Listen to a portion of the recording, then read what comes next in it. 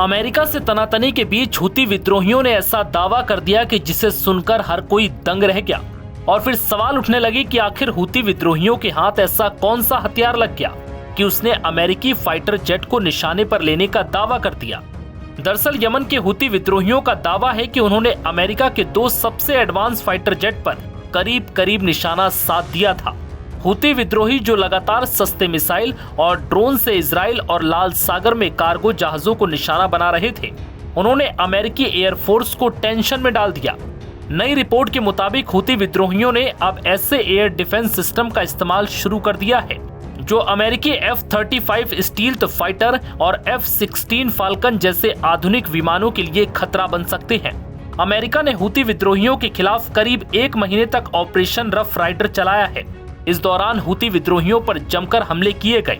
अमेरिकी Central command के प्रमुख जनरल माइकल कुरिल्ला की 8 से 10 महीने की योजना का ये पहला हिस्सा था।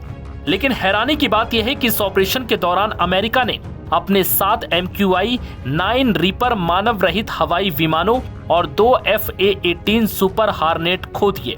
इस तरह से अमेरिका को करीब $1 अरब का नुकसान हुआ है।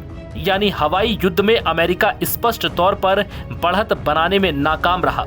लेकिन हैरानी की बात यह भी है कि F-35 और F-21 जैसे फाइटर जेट को भी निशाने पर ले लिया। न्यूयॉर्क टाइम्स से बात करते हुए अमेरिकी अधिकारियों ने कहा कि हूती विद्रोहियों ने ऑपरेशन रफ राइडर के पहले 30 दिनों के भीतर अमेरिकी F-16 और F-35 को लगभग नष्ट कर दिया था। यमन में हूती विद्रोहियों के ठिकानों के खिलाफ हवाई हमलों का एक खतरनाक अभियान चलाया गया था। इसके जरिए राष्ट्रपति डोनाल्ड ट्रंप अभियान का परिणाम देखना चाहते थे। FA-18E सुपर हॉर्नेट अमेरिकी सेंट्रल कमांड क्षेत्र में Nimitz class aircraft carrier USS Carl Vinson के फ्लाइट डेक से ऑपरेट होता है। माना जा रहा है कि हूतियों ने इसे मार गिराया था। हालांकि अमेरिकी अधिकारियों का कहना है कि ऑपरेशन रफ राइडर के दौरान कई हूती विद्रोही मारे गए। अमेरिका ने इसमें 1000 से ज्यादा ठिकानों पर हमला करने की बात कही थी। इस दौरान अमेरिका ने स्टैंड प्रिजन मिसाइलों का भी इस्तेमाल किया। ऑपरेशन को और सटीक और भयानक बनाने के लिए अमेरिका ने पहले ही ऑपरेशन में योगदान दे रहे 2 एयरक्राफ्ट करियर को अलग अलग सेंटकॉम ठिकानों को मजबूत करने के लिए बड़ी संख्या में B-2 स्प्लिट स्टील्थ बॉम्बर तैनात किए थे। लेकिन F-16 और F-35 विमानों के खिलाफ पता चला कि हूती विद्रोही सतह से हवा में मार करने वाले हथियारों का इस्तेमाल कर रहे हैं।